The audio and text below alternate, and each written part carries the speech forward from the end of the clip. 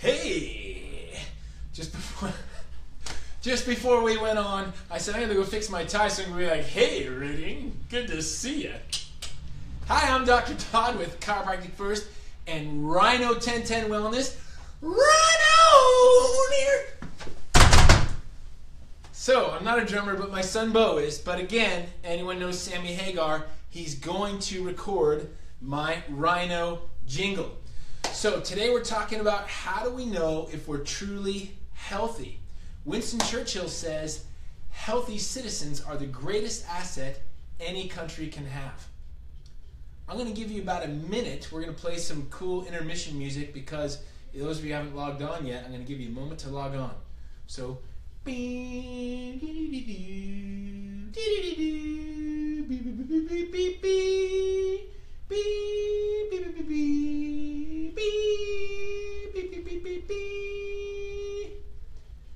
you haven't left and gone to the bathroom yet, you probably should because you don't want to hear all this.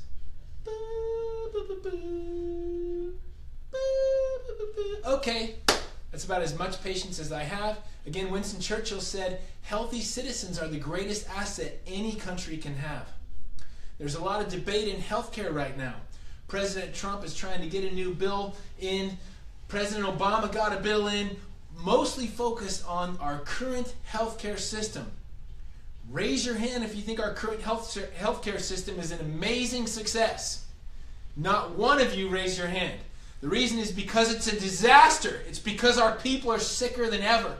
Because heart disease and cancer and diabetes are through the roof, and our people are sicker, they're more overweight, nearly every chronic disease is on the rise. So what we need to do is a system of health.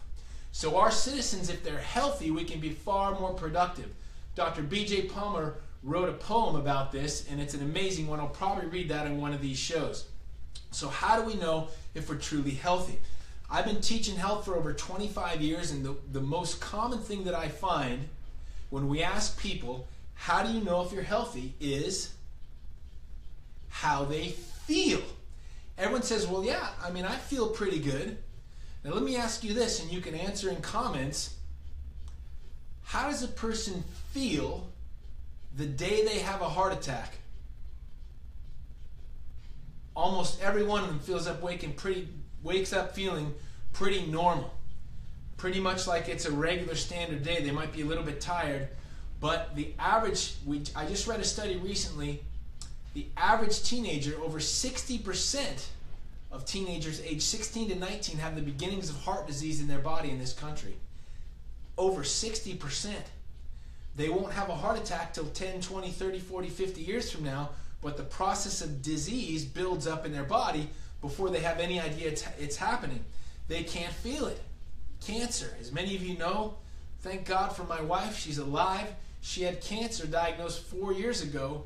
Very, very serious. She had no idea she had it. I had no idea, and I've been looking at her health carefully. She felt fine. How we feel is a terrible way to judge how healthy we are. On the same token, Greg Glassman, the founder of CrossFit, life-changing, amazing human being, absolutely turned the world of fitness upside down. He defines health as work capacity. That means how much work we can do. If I have to move 2 tons of hay 60 feet, how quickly can I move that 2 tons of hay 60 feet? If I got to climb Mount Shasta, how quickly can I climb Mount Shasta? Or if I have to deadlift, say 200 pounds or whatever, how many times can I deadlift that in 7 minutes? That's an amazing definition of work capacity, which means my body is strong and can produce power for a long period of time. Amazing and life-changing. Yet it's not the same as health, because lots and lots of people could have a great work capacity but still have cancer in their body. They could have all sorts of metabolic or dangerous pathologies in their body, but they have a great work capacity. So work capacity is a huge part of it, but we can't say that they equate each other, that they're equivalent. We can't say that at all. The National Institutes of Health says that health is optimal physical, mental, and social well-being, and not merely the absence of symptoms.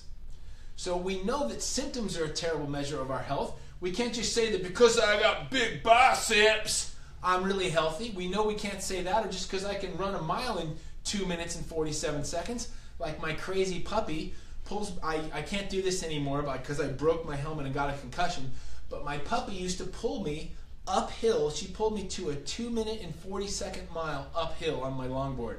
And I'm a pretty heavy dude, pretty amazing. So that doesn't mean she's perfectly healthy, but she is super, super fit. So here's how we want to define health. Health in a nutshell. Look, this is health in a nutshell. I'm health. Health in a nutshell is freedom.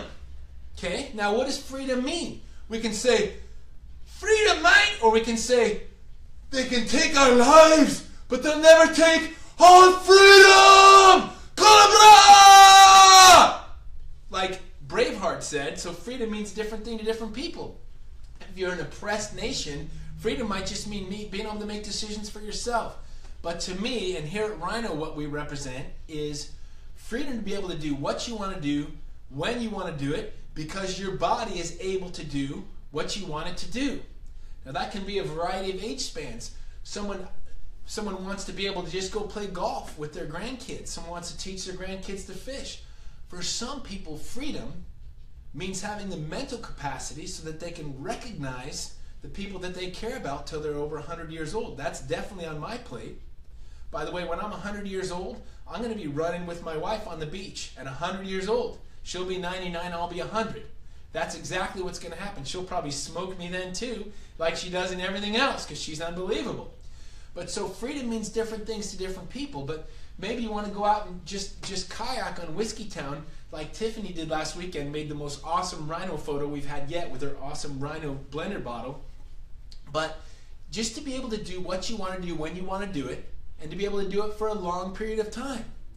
So there are three basic pillars that provide that.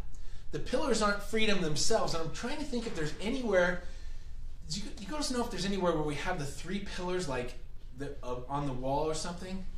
Oh my gosh, right there. It happens to be right there. Like if you've ever seen What About Bob and Dr. Leo Marvin, he's a psychiatrist, and he's looking, he says, let me see, there's a groundbreaking new book, and he's looking and his shelf is full of only those books, and it's his book, and there's 100 of them, and he pulls it out and says, oh, here it is. Anyway, so that's what that was like.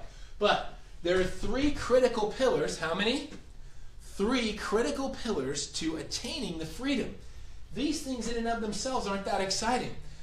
I don't care that much how you perform in the gym. Like people perform really well when we have our Rhino workouts and when they get adjusted and things like that. That's awesome. But it's not about the gym. Some people are gym rats and they love that, and I think that's amazing if that's your hobby. Most people that I work with, their hobby isn't working out. Their hobby is what working out allows them to do. So that's how we have the structure and the power. You may feel good or pretty good, but your power is off. Now what do I mean? I mean if you're structuring your spine, if your spine's out of alignment, but you feel okay, you're not okay because the power's not moving through your body. You can have really bad posture but feel okay. If your structure's not normal, you're not healthy. So we have to have structure and power optimal in order to have that. We need our mental, emotional, and spiritual side. These are all the most important. We say each of these is very important. All good things come in threes. The mental, emotional, and spiritual side is so, so, so important. What you believe about your nutrition is at least as important as your nutrition itself. What you believe about your nutrition is at least as important as your nutrition itself. The Bible says he who has little faith eats only vegetables. Now believe me, we eat a lot of vegetables, as should everybody, but what you think about that is almost more important than what you eat itself. And of course the third thing is tuning the metabolic system and having the right nutrients, so the right type of exercises to tune our metabolic system so that when we put healthy nutrients in, our body can not only assimilate them, but can properly distribute them and bring life and freedom to our bodies. So these three pillars, they're not health, but they represent, they give your body health so that you can live the life that you want to live. So we just wrote our core values last Friday, and our core values are all about giving people the life that they want. So if you'd like to learn more about how we can help you live a life of abundance and of freedom, sign in, look at rhino1010.com or give our office a call at 243-0889. I think there's a button right below you right now that says follow or something like that. I'm not super amazing with social media. It means you're going to follow and find out when we do these posts. I truly hope I've been a help to you of a vision of how to have health freedom, and we look forward to serving you in the future and teaching you the ropes of health and fitness. Have an amazing day. Rhino!